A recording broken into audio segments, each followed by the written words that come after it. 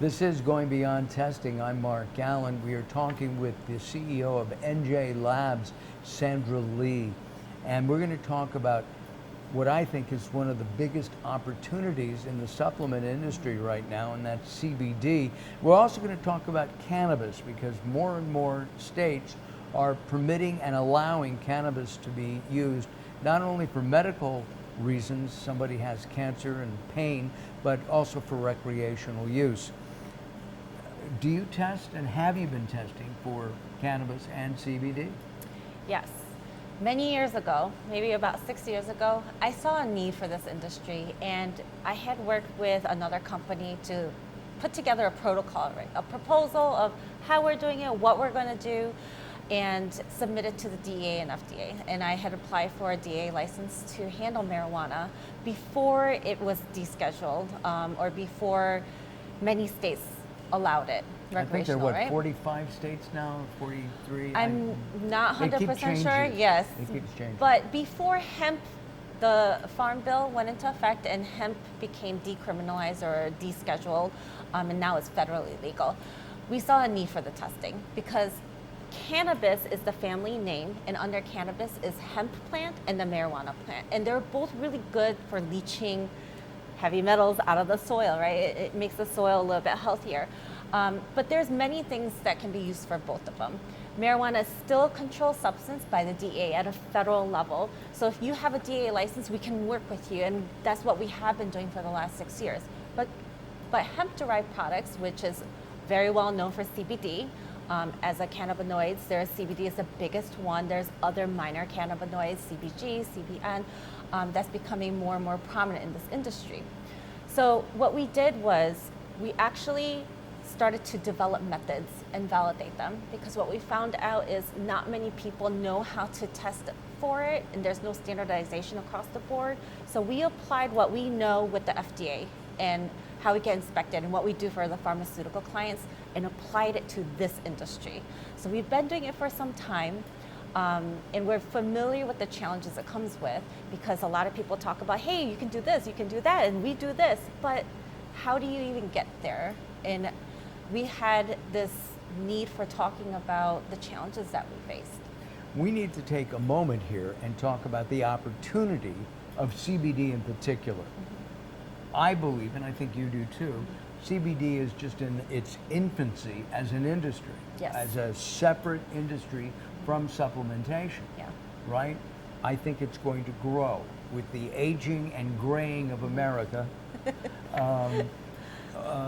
More and more people are turning to CBD instead of stronger products or drugs even. And we have an opiate epidemic right now with overprescribed, people saying my back hurts, and then they get hooked on an opiate of some kind, Oxycontin or whatever it might be. Do you believe that this industry is going to still explode even more? Yes. Humans gravitate trying to alleviate pain, and I can't imagine pain going away. It's here to stay, just like COVID, right? Right. It's here to stay, and we've spent generations trying to alleviate pain. And I feel like a lot of people don't want to take the same type of narcotics to help manage that.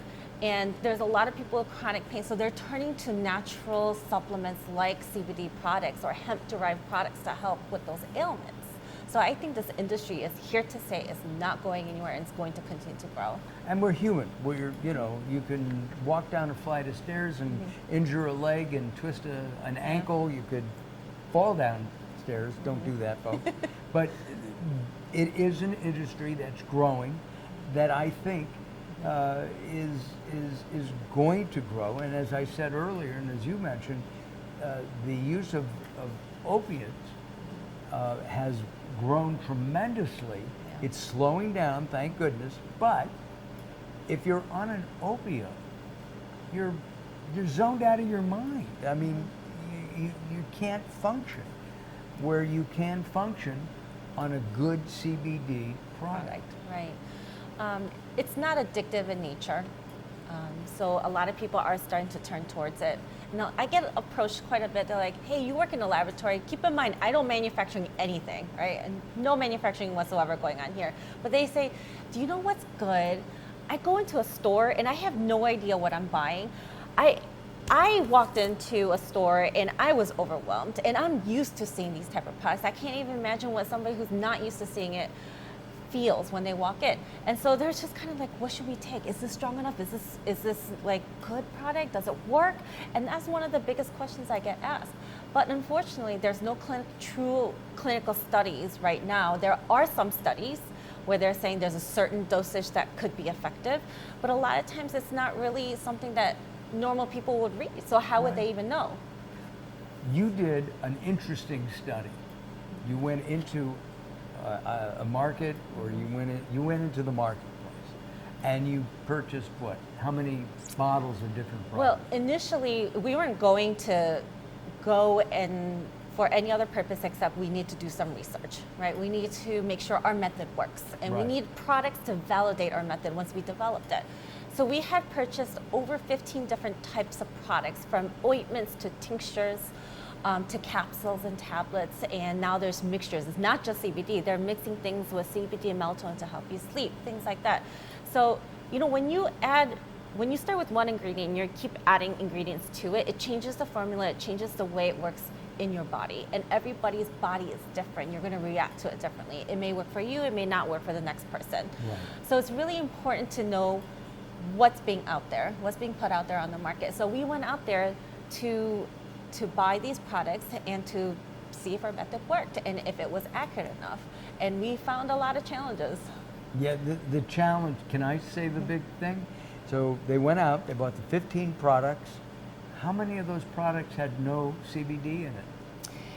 A couple of them had no CBD in it. Wow. There was a lot of them that, you know, when you read a label that says 1,000 milligram, you scratch your head. We tested and it's like, we're not even getting close to it. What we found out is those labels are 1,000 milligrams of stuff that you're getting. It could be a mix of stuff. It doesn't necessarily mean that's what you're actually getting in CBD potency. And so it's a lot of things with the labeling. I feel like consumers not understanding what they're buying and how to read it appropriately and what the information entails. The other part is, because there's no standardization across the board and every lab is doing it differently, every state is doing it differently, the consistency and potency and impurities and whatever they're adding to it is not really accurate. One of the things that I've noticed on CBD bottles is that it'll say 1,000 milligrams, and then in very tiny type, it says per bottle, right? It depends. So sometimes they say it's per bottle, so you're not going to drink the whole bottle or consume the whole bottle at one time. So you break it up. You're right. It does happen in such a way that it seems like to be misleading the public. So it's really important to be able to read the labels properly, and I think it's one of those things where it's not what we actually do at the lab, but it's just sharing the knowledge that we have with consumers, because we want to make sure people are taking the right stuff for themselves, you know, right, that it's appropriate for their body type and what their ailment is. Well, as we've said several times, and we're going to do a whole segment on this in the future, is that we're all consumers. We all, you know, many of us have pain, anxiety, and all the other things that CBD supposedly can help with, and we need to know what's in that bottle. You have, at NJ Labs, you have created a process, if you will, that you validated that works to show what's in that CBD product, whether it's the ointment for skin or an ingestible of some kind. Yeah. So I think the validation process was very long. It was not easy. It took a lot longer than I had hoped. I don't know what any other company has struggled through, but we saw that, hey, this did not go the way we expected, which is science half the time too, right? That's why it's called experiments. But at the same time, we did see some consistencies in the market, right? There are some companies who are very good at what they do, and they're very transparent, and they're very honest on their label. So don't get me wrong, there are companies who do this job really well, and there's some companies who could still learn from those companies that do it well. And we're hoping to be part of that process. Sure. Do you think that some people don't know what's in their own product? I mean, they're told by maybe their manufacturer, I'm putting 100 milligrams of CBD in each capsule, but even the manufacturer may think they are. Right. So entrepreneurs who have great ideas about creating a product, right? They hire a CMO. They understand the business, the marketing, the branding. They may not have the expertise for manufacturing and testing and what the science is behind formulation, right? So they trust their team. But at the same time, they need to have that communication. They need to understand, hey, look, here are the regulations. Do you meet these? And if you do, can you show me how you meet them? Right? It's really important. And the manufacturers trust the laboratories, but again, it's a partnership. Manufacturers need to ask questions. Every role in this, from seed to shelf process, there's always somebody who can help guide you. There's always people with expertise, and it's about working together and being integrated as a team. But they are still responsible for knowing, even if they don't. And you have to know. The best way of knowing is by having constant testing and understanding the validation process for your product. Right. So you don't injure somebody doesn't get sick, somebody doesn't have any benefit and they return the product, or a federal agency comes after you because it's not. And that's not fun. And that's not fun. Sandra, thank you very much today. I'm Mark Allen, and we invite you to visit NJ Labs. And you can do so by going to our website, which is on the screen right now. Visit the website and then actually come out, take a look, tour the facility. You're going to enjoy the people. They're really terrific. And more so than that, you'll understand how NJ Labs can help you and your product line. I'm Mark Allen for Going Beyond Testing. We'll see you next time.